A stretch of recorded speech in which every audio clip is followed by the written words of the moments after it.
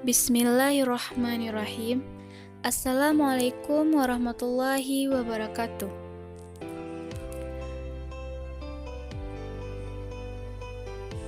Perkenalkan, nama saya Febrina Eka Putri, NIM 1814080037 dari Tadris IPA Fisika A, Fakultas Tarbiyah dan Keguruan UIN Imam Bonjol Padang. Kali ini kita akan membahas materi tentang hasil dan pembahasan dengan dosen pembimbing Ibu Dr. Milyasari SPD MSI.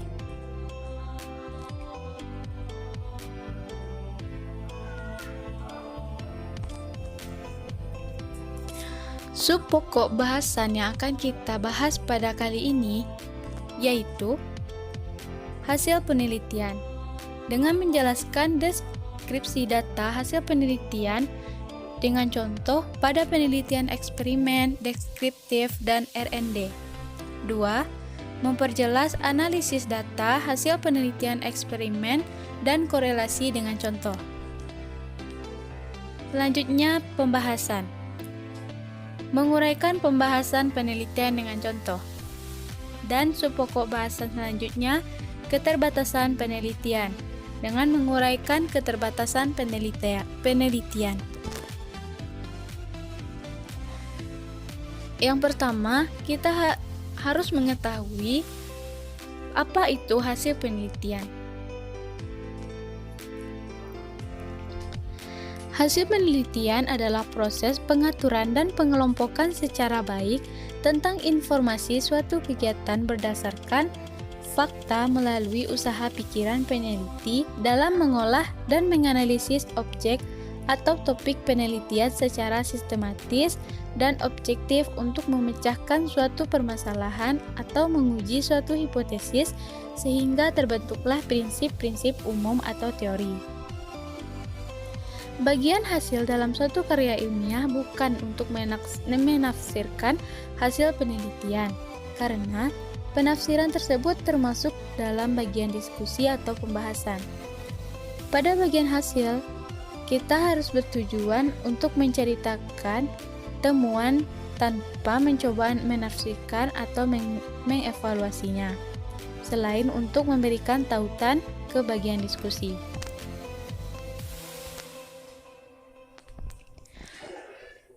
Hasil penelitian memiliki ciri-ciri. Secara umum, konten bagian hasil penelitian harus mencakup beberapa hal berikut. Yang pertama adalah konteks pengantar untuk memahami hasil dengan menyatakan kembali masalah penelitian yang mendasari studi. Ini berguna untuk mengarahkan kembali fokus pembaca ke penelitian setelah membaca ulasan literatur dan penjelasan kita tentang metode pengumpulan dan analisis data. Yang kedua adalah dimasukkannya unsur-unsur non-tekstual seperti gambar, bagan, foto, peta, tabel, dan lain-lain untuk mengilustrasikan temuan-temuan utama jika perlu. Daripada mengandalkan sepenuhnya pada teks deskriptif, pertimbangkan bagaimana temuan kita dapat disajikan secara visual. Selanjutnya kita akan membahas tentang menjelaskan deskripsi data hasil penelitian dengan contoh pada penelitian eksperimen, deskriptif, dan R&D. Yang pertama adalah penelitian eksperimen.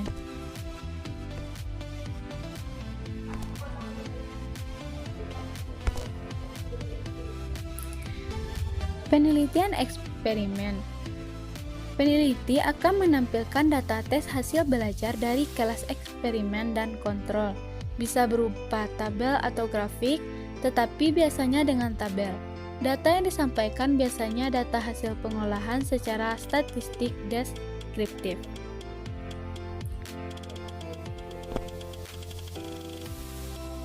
Ini adalah contoh tabel dari analisis aktivitas belajar kelas eksperimen dan kelas kontrol. Berdasarkan tabel presentasi analisis aktivitas belajar secara keseluruhan, siswa eksperimen diperoleh 76,52%. Aktivitas belajar siswa 0%, 20%, 40%, sampai 78%. Kelas eksperimen, kelas kontrol, 56 kelas eksperimen tergolong baik. Sedangkan pada kelas kontrol diperoleh 64,3%. Aktivitas belajar siswa kelas kontrol tergantung cukup baik, artinya penerapan modal pembelajaran Think Pearce TPS pada tabel ini dengan metode eksperimen dapat meningkatkan aktivitas belajar siswa. Selanjutnya yang kedua adalah deskriptif. Penelitian deskriptif. Peneliti akan menampilkan data berupa tabel hasil dari angket atau data hasil instrumen lainnya yang menggambarkan satu variabel yang diteliti. Ini adalah contoh tabel kriteria jawaban responden.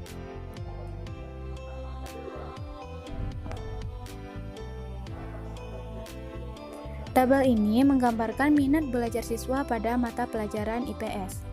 Untuk melihat gambaran minat belajar pada siswa, peneliti menganalisis hasil pengisian angket minat belajar siswa pada mata pelajaran IPS dengan menghitung jumlah skor masing-masing item. Selanjutnya dilakukan tabulating, yakni mentabulasi data jawaban yang telah diberikan ke dalam bentuk tabel untuk memudahkan menganalisis hasil jawaban siswa. Tabulasi jawaban responden untuk angket minat belajar siswa pada mata pelajaran IPS dapat dilihat pada tabel ini.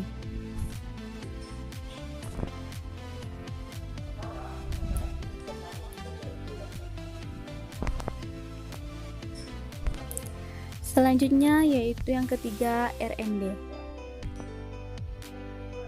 Peneliti R&D akan menampilkan data per tahap atau fase dari model pengembangan yang dipilih. Jika 4D, maka data setiap 4 fase tersebut akan ditampilkan, seperti contoh di bawah ini.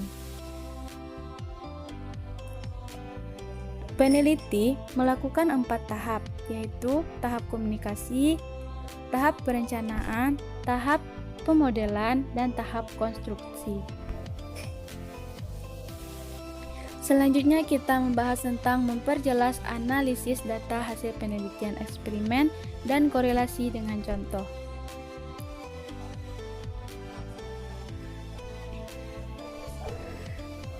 Sebelumnya kita harus mengetahui apa itu analisis data.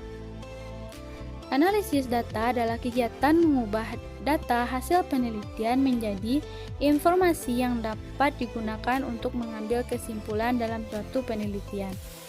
Adapun cara mengambil kesimpulan bisa dengan hipotesis maupun dengan estimasi hasil.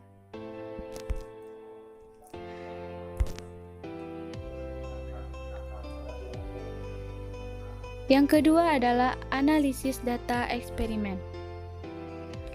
Pada penelitian eksperimen dan korelasi akan dilakukan uji hipotesis.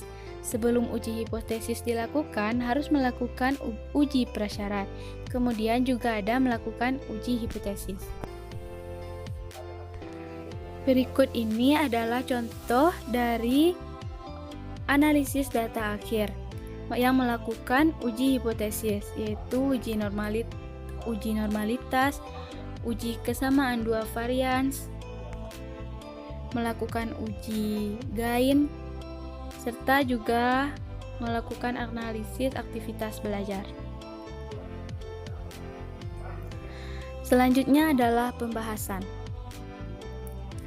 Pada dasarnya, pembahasan merupakan pemikiran original peneliti yang dilakukan dengan mengkaitkan antara temuan peneliti dengan teori-teori hasil penelitian terdahulu yang digunakan. Pembahasan tentunya memiliki tujuannya yaitu untuk menjawab pertanyaan spesifik yang ada dalam pendahuluan. 2. Pembahasan diuraikan secara argumentatif dan logis. 3. Untuk memberikan penjelasan mengenai signifikansi permasalahan dengan segala fenomenanya. 4. Memberikan analisis sintesis terhadap permasalahan yang dibahas. 5. Memudahkan dalam melakukan eksplorasi lebih lanjut. 6. Memudahkan dalam membuat simpulan pembahasan dan kesimpulan. Selanjutnya adalah sifat pembahasan.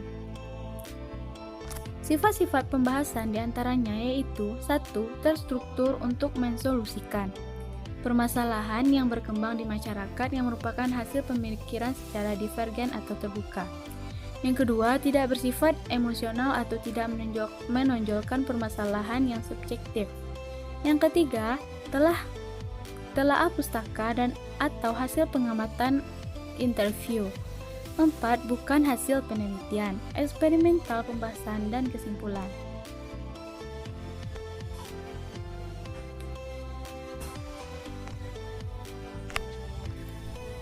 Selanjutnya kita bahas tentang contoh perbedaan perlakuan terhadap objek data primer dan observasi lapangan. Kasus pengamatan terhadap perilaku seseorang. Yang pertama, perlakuan terhadap objek. Seseorang diberikan obat penenang A, kemudian diamati perilakunya. Selanjutnya diberikan obat penenang B, kemudian juga diamati perilakunya.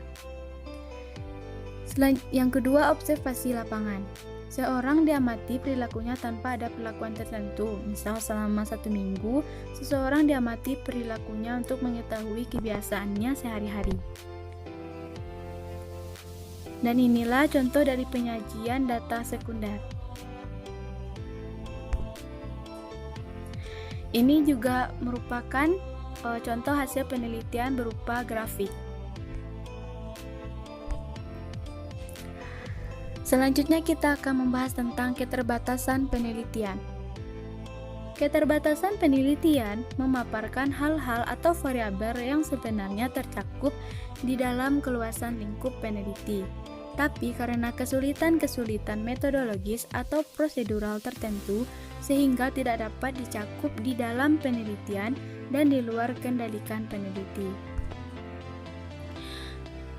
Contoh keterbatasan penelitian ini juga dapat kita lihat dalam konteks PTK, misalnya 1. Dampak variabilitas waktu tindakan. Tindakan hanya dilakukan 2 kali pertemuan dalam satu siklus, dari yang seharusnya minimal 3 kali pertemuan berdasarkan izin yang diberikan oleh pihak sekolah tempat penelitian. Kedua, kesungguhan belajar siswa saat penelitian dilakukan merupakan hal-hal yang berada di luar jangkauan peneliti untuk mengontrolnya. 3. Kesungguhan observer dalam mengamati proses belajar siswa saat penelitian dilakukan berada di luar jangkauan peneliti untuk mengontrolnya. Sekian pembahasan kita kali ini.